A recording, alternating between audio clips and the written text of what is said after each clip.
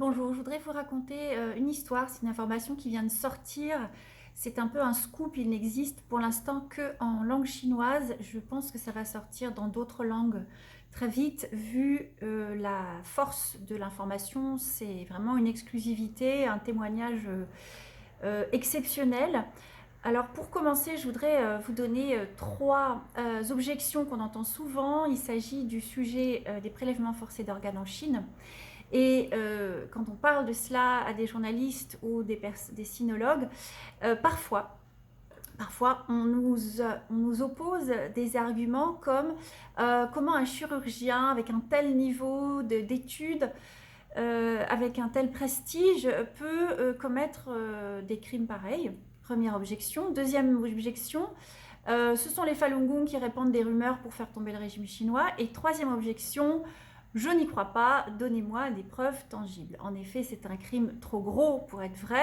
On pourrait penser que c'est pas humainement possible, des informations comme celle-là, de tuer des gens pour leurs organes. En plus, dans un certain nombre de cas, c'est très difficile de savoir la vérité, mais on a des faits, des témoignages qui nous laissent penser que les personnes sont encore vivantes quand l'opération a lieu. Et donc, c'est très facile de balayer cette information d'un revers de la main en disant qu'il y a besoin de plus de preuves. Aujourd'hui, les preuves, il y en a trop. Elles ont été rassemblées par des institutions comme le Parlement européen, le Congrès américain ou le China Tribunal, qui était un tribunal populaire en 2019, qui a conclu avec certitude que les prélèvements forcés d'organes existent bien en Chine et que la source principale, ce sont les pratiquants du Falun Gong. Vous savez, cette méditation, ce Qigong pour la santé, qui est l'objet d'une persécution très violente en Chine depuis 1999. Donc aujourd'hui, je vous raconte une histoire qu'on vient de me raconter hier soir. Ça vient de sortir. C'est l'histoire d'un jeune homme à l'époque, il y a 30 ans, en 1992.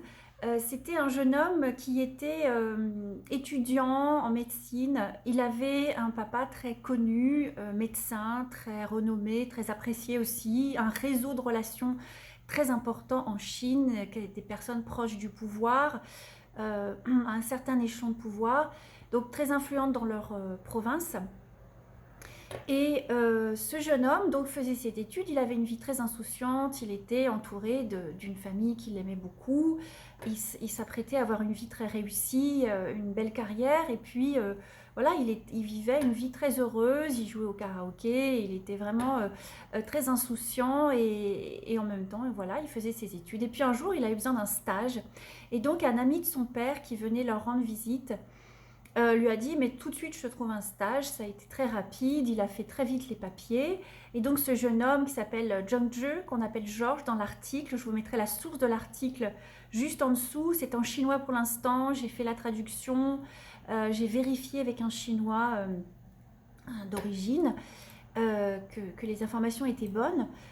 Donc on l'appelle Georges dans cet article. La source, donc, c'est le média Tajiyuan, que vous connaissez peut-être, qui est l'une des rares sources en langue chinoise de vrai journalisme. Et donc il raconte que Zhang Zhe s'est très vite retrouvé avec un stage dans un hôpital très prestigieux au nord de la Chine, dans le Liaoning. Et c'était dans les années 90. Alors là, il a donc fait son stage pendant un certain temps. Et puis un jour, on lui a demandé de prendre part à une opération militaire spéciale. Ils ont reçu un appel à cet hôpital militaire. Et on en a sélectionné certains pour qu'ils se préparent pour cette opération spéciale, suite à l'appel d'un haut placé. Et tous les autres personnes, infirmières et médecins qui n'étaient pas concernés par l'opération ont dû sortir, quitter les lieux. Ensuite, ils ont été emmenés dans deux fourgonnettes.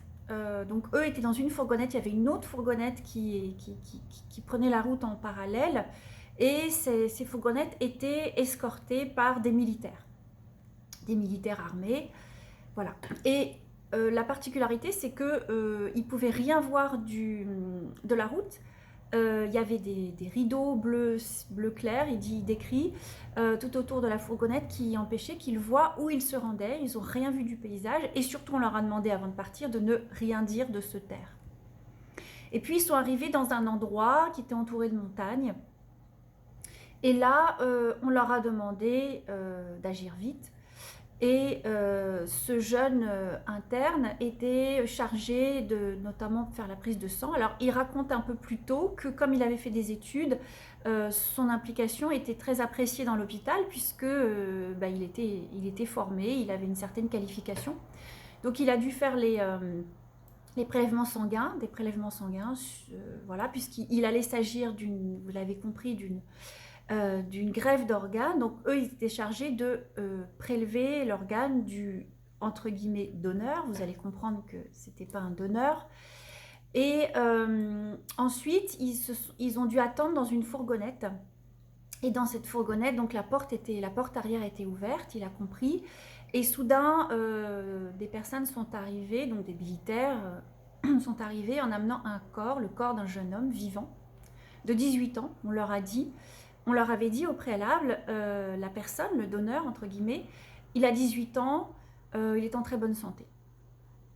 Donc, ils amènent ce corps qu'ils placent sur un grand plastique noir et il était attaché de telle manière à ce que, donc il y avait un fil très fin, très solide autour de son cou, relié avec ses mains derrière son dos, et ses jambes étaient aussi ligotées avec ce fil, l'empêchant de bouger. Donc dès qu'il bougeait, il s'étranglait et apparemment il était déjà blessé au cou.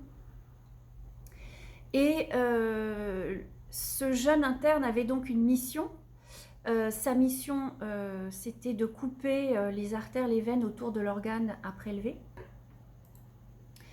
Et donc, je vous raconte toute cette histoire. Au début, j'aurais dû vous dire que ce qu'il a vécu ce jour-là, en 1994, ça l'a plongé dans un état qui allait bouleverser sa vie. Il a vécu dans la peur jusqu'au moment où il a raconté cette histoire, qui est donc il n'y a pas longtemps, c'était le 31 juillet, il a raconté cette histoire qui vient juste de sortir dans Tajiuan.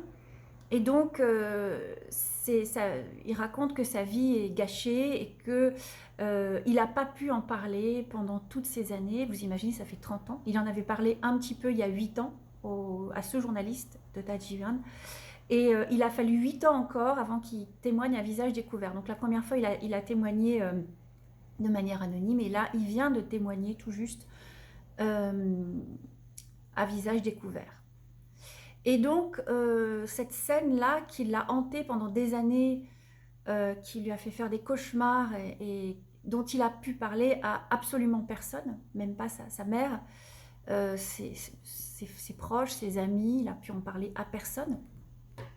Justement, il raconte qu'il a cherché pendant longtemps, quand il a eu la chance de pouvoir émigrer, il a cherché un média qui pourrait recueillir ses propos sans les déformer et sans le mettre lui en danger ou sa famille. Et donc il a finalement trouvé, c'est le média Tajiuan. Et donc lors de cette scène qui l'a traumatisé à vie, il raconte que le jeune homme était donc vivant, il avait les yeux ouverts, il devait tenir son corps et il sentait qu'il était chaud, donc qu'il était toujours vivant. Et donc, je vous passe les détails parce que je pense que des articles vont sortir et vous allez, j'espère, pouvoir le lire. En tout cas, je vous mets le lien en dessous de la vidéo pour que vous ayez la source d'origine. Et je vous dis dans les grandes lignes, donc c'est extrêmement difficile à lire. Et moi, on me l'a raconté d'abord, donc c'était un peu moins difficile. On m'a raconté les grandes lignes de l'histoire. Et donc il a non seulement assisté au prélèvement des d'organes de ce jeune homme, les reins, les 2 reins et les 2 yeux. Et en plus, il a dû être actif, c'est-à-dire participer à la chirurgie pour les 2 reins. Il a dû couper les veines. Et on lui a demandé de prélever les 2 yeux, alors que la victime avait les yeux grands ouverts et fixait les médecins avec un regard horrifié. Et il a dit qu'il ne pouvait pas. il ne pourrait pas le faire. Donc un autre médecin a vite pris la relève et l'a fait à sa place. Donc ensuite, donc ça s'est passé très vite. Chaque médecin savait ce qu'il devait faire. Chaque personne avait un rôle bien précis. Dès que les organes ont été prélevés, des militaires sont venus prendre le corps pour l'emmener. Le jeune homme a demandé qu'est-ce qu'ils vont faire. On lui a dit ils vont le faire disparaître. Et lui, après, donc ils sont retournés à l'hôpital de Shenyang pour ville de Liaoning, province du Liaoning. Donc c'est pas Shenyang, c'est Liaoning. Et dans cet hôpital, donc la personne qui attendait les organes était déjà sur la table d'opération, et une deuxième équipe de médecins, et d'ailleurs eux aussi, sont tout de suite passés à la table d'opération pour réaliser la greffe. Le jeune homme était dans un tel état qu'il a dit « Est-ce que je peux aller me reposer ?» Il n'était vraiment pas en état de faire quoi que ce soit. Suite à cette opération, ses collègues, donc ses supérieurs, ses collègues, les médecins expérimentés de cet hôpital, sont allés dans un gros hôtel de luxe pour un repas. Le jeune homme était là, forcé, il n'a pas pu manger, il a demandé à aller se reposer parce qu'il avait envie de vomir. Quand il est rentré chez lui, il était livide et dans un état inquiétant, et sa maman lui a demandé ce qu'il avait. Il a dit qu'il avait juste vécu, je sais pas, il a dit qu'il avait une opération ou fait une opération, et puis il n'a pas du tout raconté ce qu'il avait vécu, il ne pouvait pas, et il raconte que c'est pendant des années, donc il n'a pas pu parler à qui que ce soit de cet événement qui l'a traumatisé, qui lui a fait faire des cauchemars, comme je vous le disais. Et l'article est écrit en deux parties, puisque la première partie, c'est cette scène qui l'a traumatisé à vie en 1994. Et la deuxième partie de l'article, eh bien, ce sont d'autres événements qu'il a vécus qui lui ont fait comprendre que, à partir, en tout cas, du moment où il a été témoin, il a eu accès à des informations auxquelles le commun du mortel n'a pas accès en Chine. Il a été proche de très hauts gradés chinois qui lui ont dit, alors un jour on a dit à un ami de son papa qui devait se faire opérer, ce jeune homme accompagnait donc ce que je voulais vous dire, excusez-moi, j'essaye de garder le fil, c'est que dans la deuxième partie de l'article, eh bien, il a été témoin de propos qui confirment que les personnes qui pratiquent la méditation Falun Gong sont la source des organes, de ces organes qui sont utilisés dans les greffes. Vous savez qu'en Chine, le nombre de greffes réalisées dans les hôpitaux a augmenté de manière anormalement élevée et rapide à partir des années 2000, et qui correspond au moment où le Falun Gong a commencé à être persécuté en Chine. Et donc, ce jeune homme a donc été, a été témoin de conversations lors desquelles on lui a confirmé, sans qu'il le demande, que les Falun Gong étaient bien tués pour leurs organes. Et donc lui, en 1994, il a été témoin de cette scène. La victime, c'était donc un jeune homme de 18 ans qui s'est retrouvé aux mains de l'armée, on ne sait pas trop comment. Et donc, dans la deuxième partie de sa vie, il a donc continué à évoluer dans les milieux chinois et après en Thaïlande, au contact de hauts gradés chinois. Et un jour, donc, il a accompagné un vieil homme, toujours un haut fonctionnaire du parti, proche de son père. Il devait se faire opérer des reins, il était très malade, très maigre. Et donc, à l'hôpital, puisque lui, il était de formation médicale, il a accompagné cet homme, ce vieil homme. À l'hôpital, un autre, alors c'est toujours des hôpitaux militaires dans l'histoire, un haut responsable de l'hôpital où il était accueilli pour faire des examens, lui a soufflé à l'oreille, donc au vieil homme, au patient, lui a soufflé à l'oreille le donneur, enfin ils disent pas le donneur là-bas, hein, puisque c'est pas ils donnent pas leurs organes, ils donnent pas leur consentement pour donner leurs organes, les personnes sont tuées et on leur prélève les organes comme on l'a vu dans la première scène. Et donc ce vieux gradé a dit à l'oreille du patient, on va utiliser des organes frais de personnes en bonne santé, ce sont les Falun Gong. La phrase exacte, vous la verrez dans l'article. Et donc là, ça lui a confirmé. Et alors, ce qui est intéressant, c'est qu'au retour de cet ensemble d'examens médicaux, le vieil homme a demandé à ce jeune médecin, lui a demandé conseil, a dit: qu'est-ce que tu en penses, est-ce que je le fais? Et le jeune homme a répondu une phrase qui disait à peu près vaut mieux pas le faire, si vous le faites, ça veut dire que quelqu'un va être tué. Et je ne sais pas si c'est sur ce moment-là, à ce moment-là ou plus tard, ce vieil homme a dit au jeune médecin tire-toi, quitte ce pays, va le plus loin possible, pars, et sans rien ajouter d'autre. Vous savez, en Chine, surtout dans les hautes sphères politiques, ils ont accès, comme vous le comprenez, à des informations top secrètes, ce qu'ils appellent des secrets d'État. Là, en l'occurrence, qui sont au sujet de crimes graves, de crimes ignobles, de crimes contre l'humanité. Et donc, ils apprennent à se taire pour sauver leur vie. Donc, le jeune homme avait bien compris ça depuis très longtemps. Et donc, quand il a pu trouver l'occasion de s'enfuir, il l'a fait. Il est passé par la Thaïlande, il a pu obtenir la protection des Nations Unies en Thaïlande. Et ensuite, maintenant, il se trouve au Canada. Et c'est depuis le Canada qu'il raconte tout ça. Encore une fois, il y a 8 ans, il était incapable d'en parler à visage découvert. Il vient de le faire.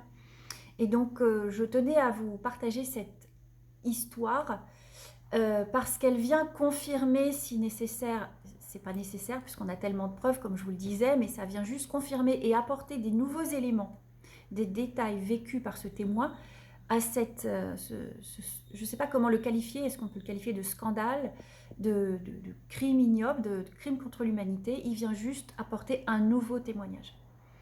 Donc, pourquoi je fais ça? Pour vous encourager à agir à votre niveau, que vous soyez un étudiant, que vous soyez ou un homme politique, que vous soyez un journaliste, renseignez-vous par vous-même. Ne prenez pas ce que je dis pour argent comptant, faites vos recherches, allez sur le web, il y a énormément de ressources et partagez. Vous pouvez déjà, action simple, partager cette vidéo, en parler autour de vous. Je sais que c'est des informations très dures, très lourdes à consulter et à rapporter et à partager avec des proches. Vous pouvez le faire à votre manière, mais c'est très important parce que c'est la somme de nos petites actions qui font qu'il y a une meilleure prise de conscience. Il y a eu certes des progrès depuis toutes ces années, puisqu'on sait tout ça depuis 2006, mais vous imaginez, depuis 2006, qu'est-ce qui a été fait? Ces crimes continuent. Aujourd'hui, je vous ai donné un aperçu du quotidien des gens qui réalisent ces crimes.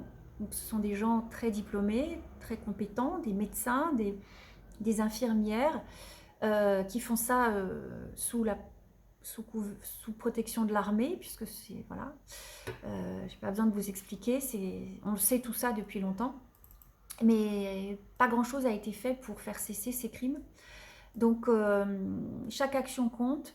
Partagez cette vidéo ou toutes les vidéos qu'on peut avoir sur notre chaîne YouTube qui s'appelle Falun Info. On a aussi une page Facebook. Donc faites-le sans modération, intéressez-vous au sujet, c'est fondamental. Pourquoi vous allez dire ça ne me concerne pas? Eh bien si, quand un crime est commis à l'autre bout du monde, ce sont des êtres humains comme nous. La Chine, elle est présente partout, vous le savez bien. Dans votre pays, la Chine, déjà tous nos produits viennent de Chine. Vous avez vu avec le Covid, un virus qui apparaît en Chine, se répand dans le monde entier et cause une crise sanitaire comme celle qu'on a vécue en 2020. On ne peut plus dire que la Chine, c'est pas nous. Notre